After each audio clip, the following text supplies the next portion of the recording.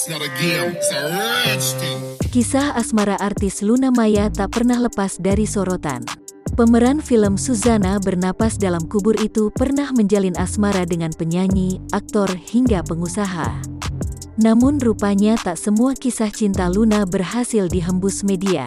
Lun pernah nggak elo pacaran sama artis yang selama ini media atau kita nggak tahu? Tanya Uya Kuya dikutip dari YouTube Uya Kuya TV. Minggu, tanggal 2 Mei tahun 2021. Luna Maya menjawabnya dengan senyum. Artis, pemain sinetron apa penyanyi? Tanya Uya lagi. Luna menjawabnya sembari tersenyum. Namun jawaban Luna Maya disensor oleh Uya Kuya. Wanita asal Bali itu memilih untuk menyembunyikan asmaranya kala itu. Jangan entar heboh, kata Luna. Sejak jalinan asmaranya dengan Reino Barakandas, Luna belum kedapatan menggandeng kekasih baru. Pengin serius, tapi belum ada waktu, ungkapnya.